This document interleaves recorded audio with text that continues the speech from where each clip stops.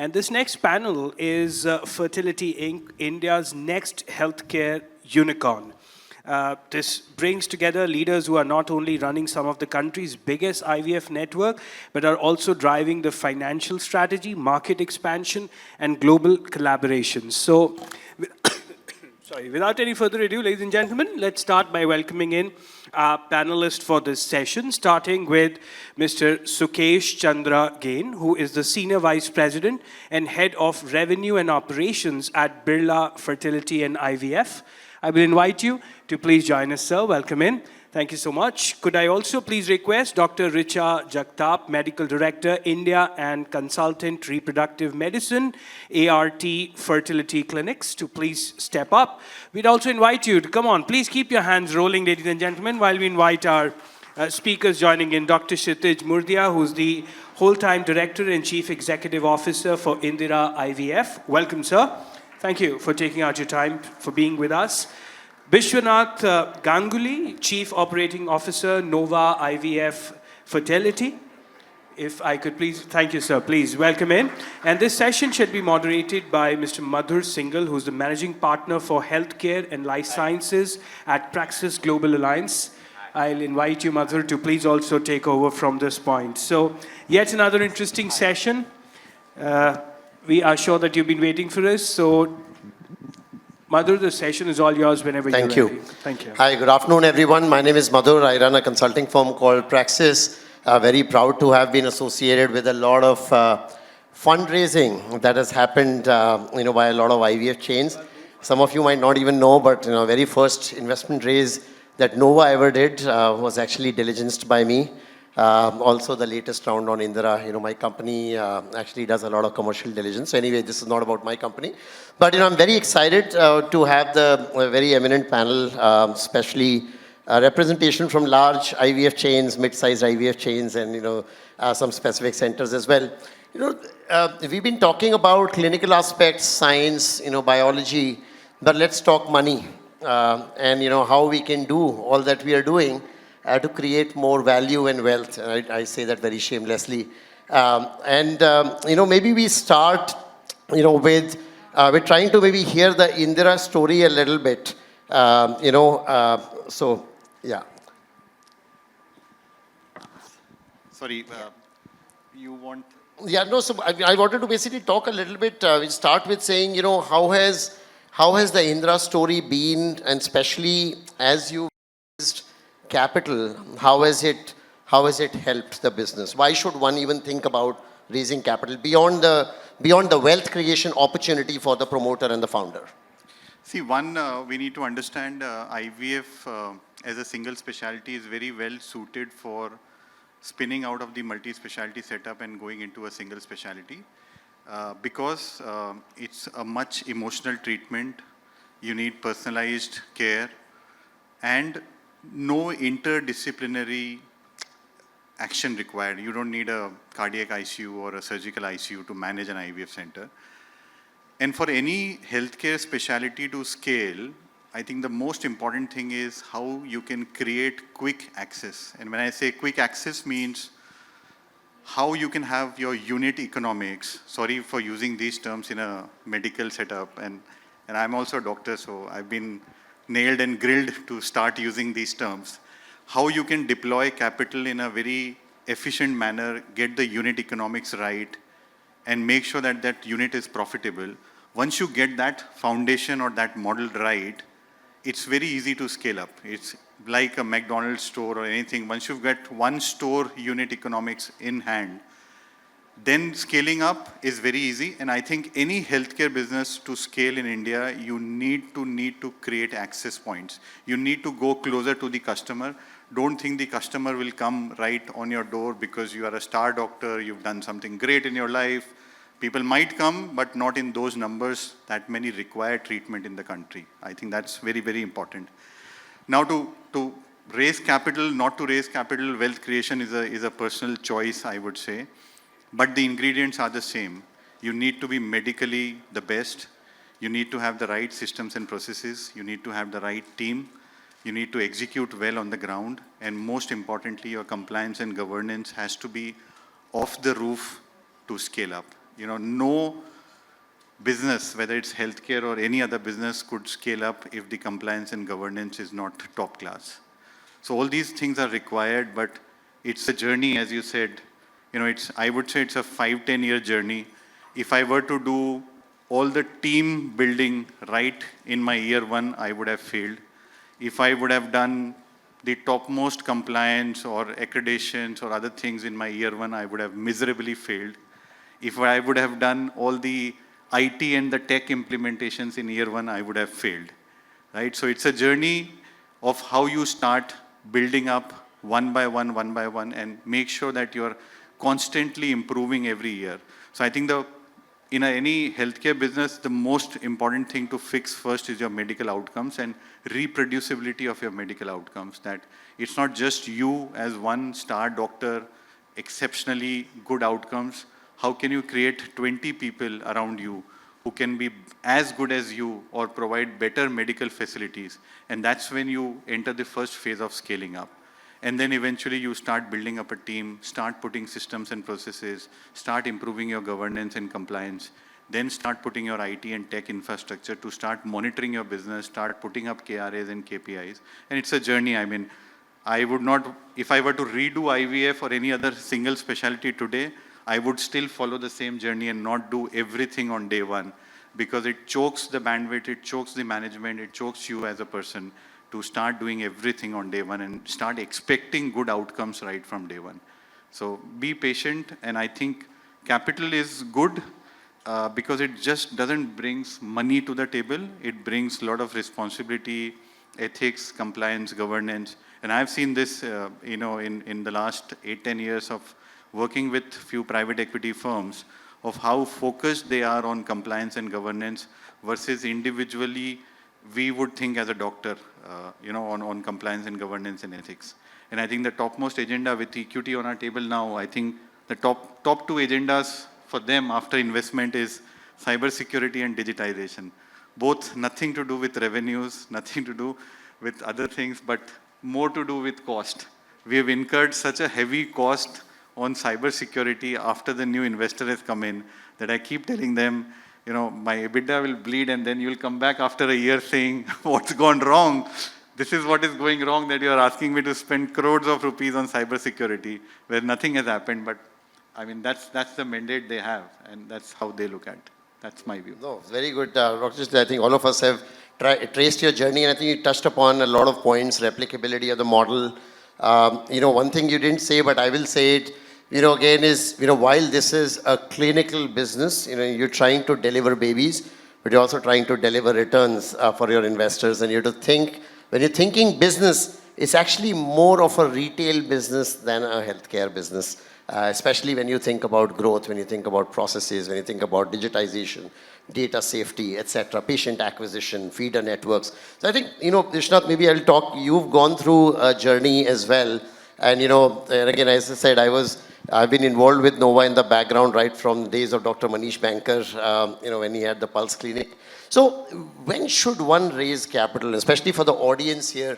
Like, are there moments in time when they should think about raising capital? And what are those markers, so to speak, that get somebody ready to start on this value creation journey? Sure. Thanks, Madhu. I think I'll just like to amplify what Kshitij just said. And, there's not too much to add after what he said. But, there's one thing that capital really chases. Capital chases clarity, okay? It is the clarity of your business model. It is the clarity of your business outcomes. It is the clarity of your team. So is the team just the star doctor, or there is a second line? What is the team of embryologists? What is the team of... So just to come back to that, so when AHH took over, we were just, I think, 19 clinics at that point in time. And today we are 122 clinics across 68 cities. So obviously we've gone through that journey of scale up. We've also gone through the journey where we really expanded our clinical capacity, our embryological capacity.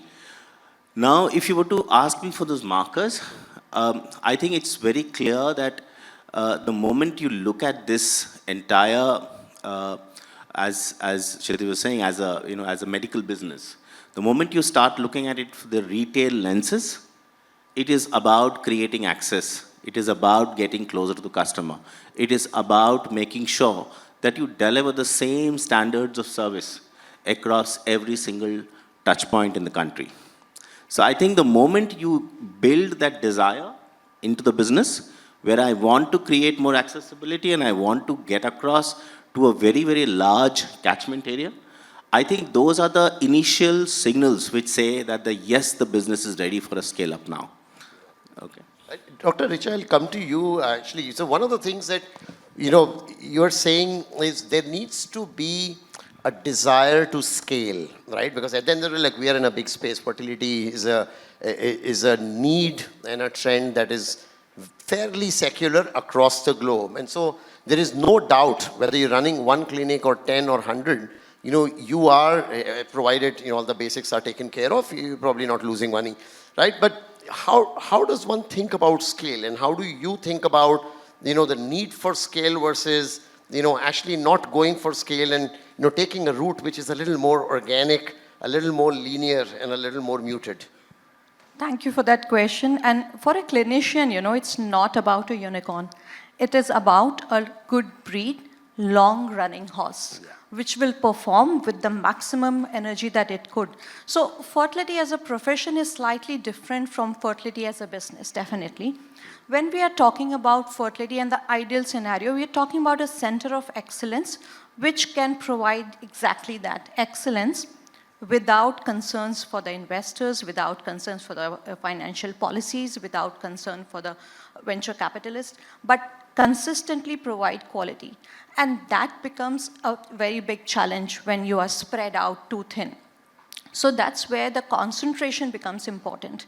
So when we say that fertility business, of course, scaling up is fine. And as Mr. Modia said, that you cannot start everything at one point. You have to consolidate.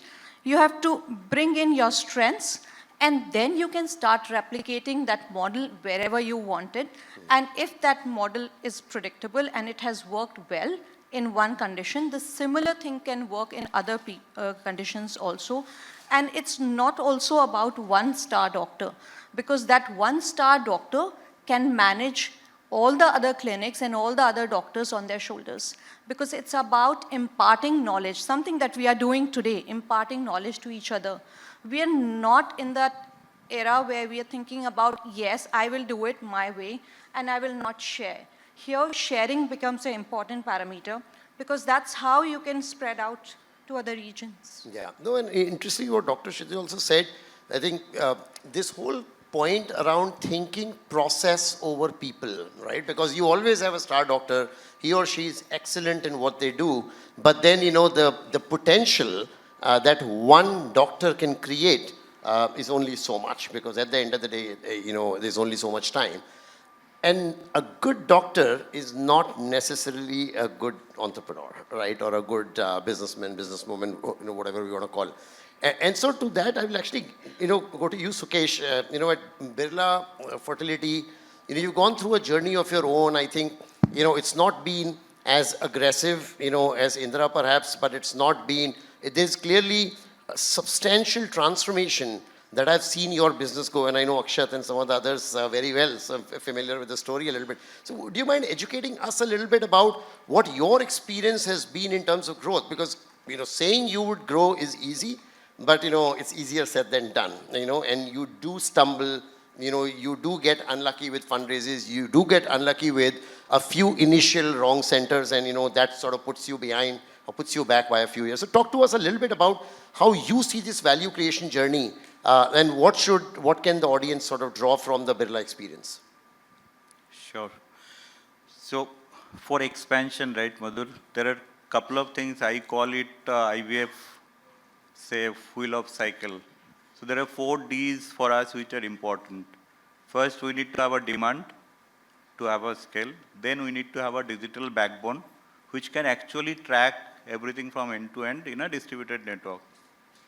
Then you need to have basically the delivery that you will give, right? So delivery is basically setting up the infra, putting up a process in the system, putting up a clinical protocol, putting up a protocol around formularies, so everything will get into the delivery.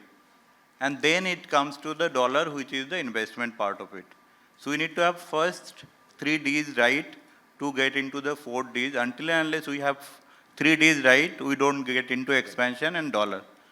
So in my experience in last 2 years or so, what I have seen, if you have the basic in place, which is basically the infra, you have already done for multiple centers, then you need to have the protocol that will be running in the system.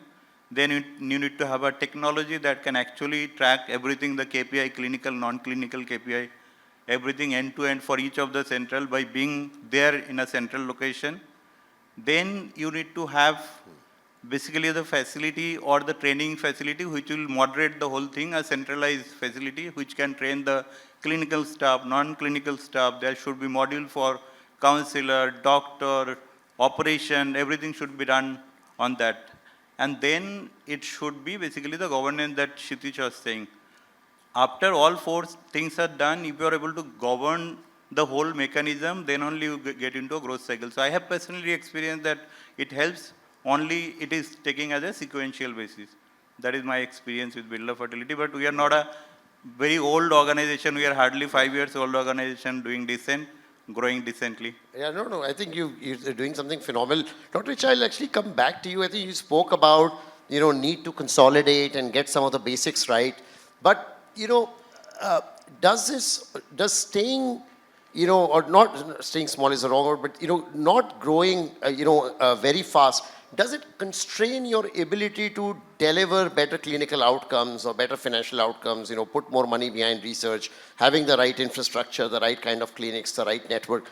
How do you balance that trade-off? Because you could do very well, in a center or 2 or 3 centers, but to get to 300, right? That journey is a different journey, and that journey is flawed with compromise, as Dr. Kshitij said. Yeah, we didn't do everything right the first day, and that's okay. That's a flaw, but that's a trade-off you have for growth. So, are there any trade-offs you face by not pursuing, a journey which is very aggressive? So, as the only clinician in this eclectic group, I would like to put... Dr. Kshitij, that's what I'm referring to. Yes, Dr. no, I understand your point also. I hate being invited to all these money-making forums and discussions. You just got degraded to an MBA from a doctor, so... You are going to the other side, okay? Yeah. You are in the other side. So, as the only clinician voice here, what is the most single important thing for you doctors when you start your fertility practice? One thing. Results. Yeah. Outcome, babies. Absolutely. When you're talking about that, you've said it all. That do you want to put 50 centers which are all performing at 30% pregnancy rate, or you want to put 5 centers which can give you 60 to 70% pregnancy rate? This, like you said initially, is a business of fertility medicine. So let's put fertility medicine in the center. Correct. And then if you are doing that well, business will come to you. It will come running to you. But to impact that fertility consciousness in the first group is not the right way to go. And you scale up. I'm all for scaling up, even though I'm not the right person to talk about it. Yeah. There are specialists here. But I'm saying is at what cost? And can you talk to that patient or those group of patients who did not conceive because your company was scaling up and explain them, yes, I'm sorry, but you know what? I cannot deliver that experience to you because we were scaling up. Yeah. So for me as a clinician, that's the bottom line. That's the most important thing. That's the unicorn that we are chasing. Just one comment. I think there's always a debate between, in these kind of panels, between profits versus patient first. Yeah. Right? And I think that's where we're landing, right? But we have to understand that while you are scaling up, you're putting systems and processes. You're not doing an embryo transfer and rushing to do some construction work in the next site, right? There are people who are exclusively taking care of medical part. There are people who are exclusively taking part of the scale up.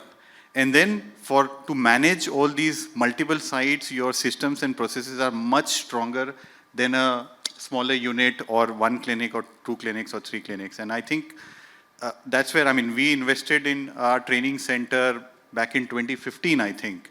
And you know, it's my passion to train people. I've been training, and I think it gives me a kick that half of, Nova, Birla, and Krista people would come and say hi to me today in this forum meeting because all have been worked, most of them have worked with me in the past. But so, Rajans, while we are at that, you know, I was actually talking to a very successful fertility doctor 2 weeks back who's trying to raise funds as we speak.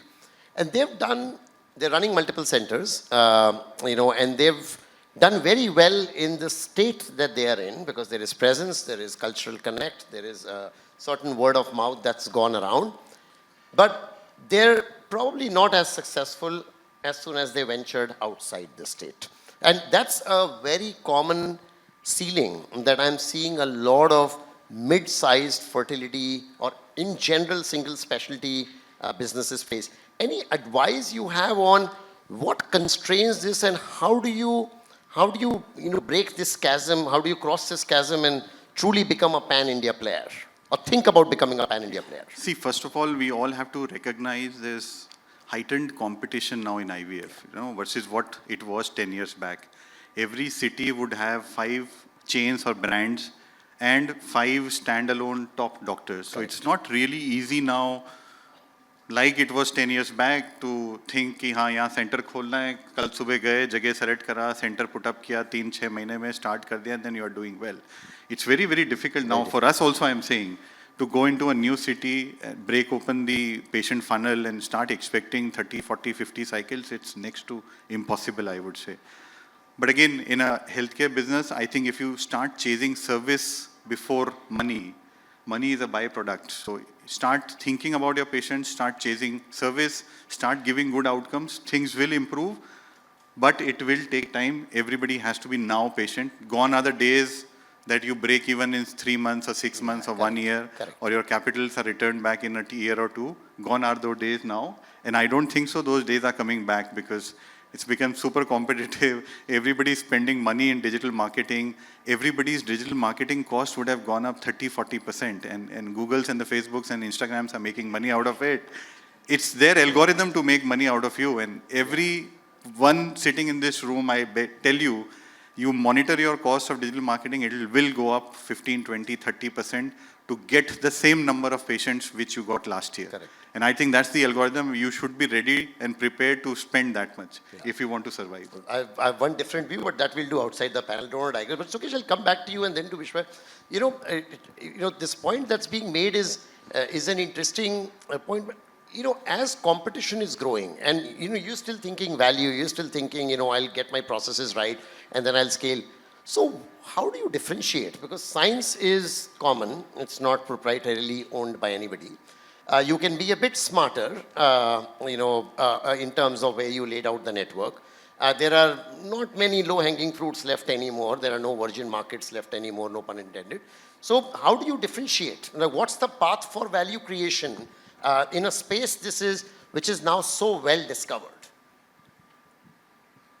I think difficult one, but what I foresee personally and as an organization, I think if you go to any player, they'll talk about probably 65-70% success rate.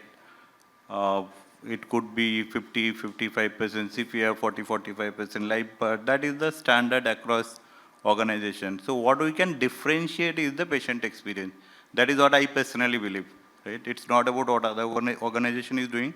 If you're able to have a feedback mechanism automated across your clinic, if you're able to track all the queries that is coming and resolve within a certain TAT of say 24-48 hours, if you have a NPS across clinics, and if you can make a difference in patient life, how they are feeling in your clinic, I think that is the biggest differentiator that you can do as an organization, as a clinic.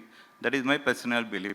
If there are any other point, happy to take. Vishnath would love to, and we were anyway trying to close, and the buzzer also went off, but yeah, we'd love to hear your advice and guidance on how to differentiate and what's the path for scale.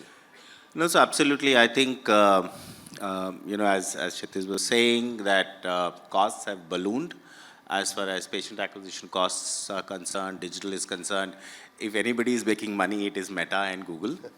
And obviously nobody really knows, nobody in this room or outside this, nobody in this room or outside this room really knows the algorithm that goes behind the patients that they issue.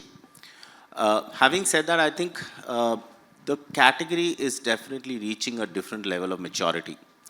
All the IVF players, all of us, were targeting the bottom of the funnel, and that is what is called lead gen. If, in terms of marketing jargon, it is called as lead gen. So we were targeting the lead gen customer. That is, and this is a customer who's gone through his research, he's gone through his, his exploration through various kinds of brands, various kinds of doctors, and he's finally reached a stage where he's now ready to look at an IVF treatment. I think if we continue to hit him at this stage, it's a no-brainer that our costs are going to go exponentially up. We will have to start hitting the customer now at the top of the funnel. Okay, this is when he's just about started to have initial doubts, and this is where I'm saying there is a huge opportunity for this industry to move from IVF to fertility. And I think that's a big distinction that needs to come into this practice, wherein we all start talking fertility. It is not just about the IVF players who are providing IVF as a service, or the referral doctors who are referring patients to us, or the partners that we are working with. I think everybody needs to start to up the game and take the conversation to fertility. And when we start talking fertility, and when we start talking at the top of the funnel, that is when the whole window opens up for a very different level of maturity of this particular category. So that's what I think. So bringing it back to science, when we talk about differentiators, if we could have continued research and innovation, that would be the biggest differentiator. But we know India is a great place to have a fertility treatment, but it spits when it comes to research, because there's a huge amount of red tape, huge amount of bureaucracy. And that's where we benefit by foreign collaboration. That's where we try to see what they are able to do when we are not able to do, how to learn from their experience and make it our experience with the frills that we needed. Fertility is the newest, among the newest of subjects in medical sciences. It's around 50 years old, and it's still growing. It's like the Gen Z of medicine. This is the branch which is one of the most newer branches, and we are growing with this branch. So if we could step in and continue the research and innovation, I think that brings in the biggest differentiator to the service provider. No, excellent. So thank you so much. It was a very insightful panel. Guys, please give a round of applause to everybody here. First fertility unicorn, first healthcare unicorn sitting right here on the stage. So I'm very excited. I truly believe that over the next 3-4 years, we should have at least 4 or 5 very large unicorn, decacorn businesses that come out of India. And why just India? We should also go to Southeast Asia, Middle East, and so on. So very excited with this. Congratulations to all of you, and thank you for your time. And really enjoyed moderating the panel. Thank you so much. Thank you so much. It was a pleasure to listen to all of you. I request Mr. Madhur to kindly do the honors and extend a token of our gratitude to our panelists here. I would request you to begin with Mr. Sukesh Chandra Gain. We thank you, sir, for taking out your time and being here with us, and of course sharing your insights with us. Thank you. Come on, ladies and gentlemen. You can do better. I'd like to thank Dr. Richa Jagtap.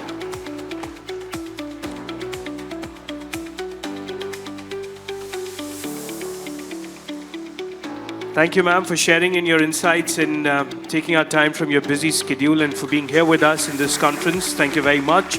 Dr. Kshitij Murdia, thank you very much.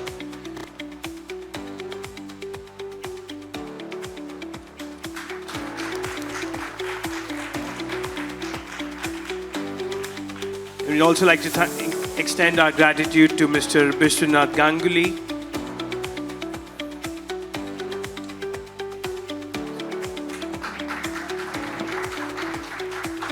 Thank you, congratulations. If I could please invite Dr. Talwar, sir, if you could please join in to kindly hand over a memento to, the plaque to Mr. Madhur Singhal here for moderating this wonderfully. And if I could also please invite all the panelists to be together for a group picture as well, to kind of put together this wonderful moment that we've spent in this panel. Thank you so much. I know it's late in the evening and we've been sitting, but putting a round of applause always brings you back into life, isn't it? Thank you.